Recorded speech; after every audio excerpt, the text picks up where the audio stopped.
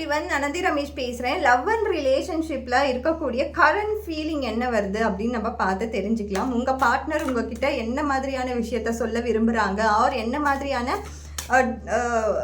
Behaviours R boundaries வந்து set பண்ண விரும்புகிறாங்க அப்படின்னு சொல்லி இந்த ஒரு ரீடிங்கில் நம்ம கண்டிப்பாக பார்த்து தெரிஞ்சுக்கலாம். ஸோ இது வந்து ஒரு சிங்கிள் கார்டு ரீடிங் தான். ஸோ நம்மளுக்கு இன்றைக்கி வந்திருக்க கார்டு என்ன அப்படின்னு நம்ம பார்க்கும் பொழுது ரிலேஷன்ஷிப், கார்மிக் ரிலேஷன்ஷிப் அப்படின்னு சொல்லியிருக்காங்க. ஸோ இந்த கார்மிக் ரிலேஷன்ஷிப் அப்படின்னும் பொழுதே நிறைய ட்ராமாஸ் நீங்கள் வந்து கண்டிப்பாக உங்களுடைய ரிலேஷன்ஷிப்பில் பார்த்துருப்பீங்க. உங்கள் பார்ட்னர்கிட்ட இருந்து அவங்களுடைய பிஹேவியர் சேஞ்சஸ் நீங்கள் பார்த்துருக்கலாம்.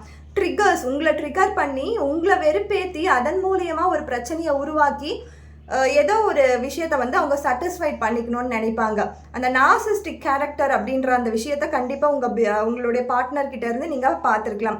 அதே மாதிரி ஒரு ரெஸ்பெக்ட்ஃபுல்லே இல்லாத சில தருணங்களை நீங்கள் அனுபவிச்சிருக்கலாம். அதுதான் ட்ராமாஸ்குள்ளே, இது எல்லாமே தான் ட்ராமாஸ்குள்ளே வந்துடும்.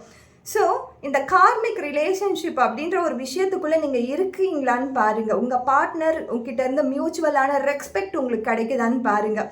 ஆர் உங்களை ட்ரிகர் பண்ணுறாங்களா, உங்களை வந்து கேஸ் லைட்டிங் அப்படின்ற அந்த எஃபெக்ட்குள்ளே கூட்டிகிட்டு போகிறாங்களா, ஆர் உங்களுக்கான ஸ்பேஸ் அந்த இடத்துல இருக்கா, இதெல்லாம் நீங்கள் பாருங்கள். ஒரு ரிலேஷன்ஷிப்பை கண்டினியூ பண்ணுறதுக்கு முன்னாடி இந்த ரிலேஷன்ஷிப் கண்டிப்பாக உங்களோட ட்வின் ஃப்ளேம் இவங்க தானா, சோல்மேட் இவங்க தானா அப்படின்னு புரிஞ்சுக்கோங்க. அவசரப்படாதீங்க, கொஞ்ச நேரம் வெயிட் பண்ணி இதெல்லாம் தெரிஞ்சுக்கோங்க. பிஹேவியர் சேஞ்சஸ் தெரிஞ்சாலே நீங்கள் புரிஞ்சுக்கலாம் இந்த இடத்துல வந்து ஏதோ தப்பு இருக்குது அப்படின்னு சொல்லிட்டு. ஸோ நம்ம அவசரப்படும் பொழுது தான் நம்ம தெரியாத ஒரு சூழ்நிலையில் நம்மளுக்கு இந்த ரிலேஷன்ஷிப் அப்படின்ற அந்த விஷயத்தை ஹேண்டில் பண்ண முடியாத ஒரு சூழ்நிலைக்கு நம்ம போயிடுறோம்.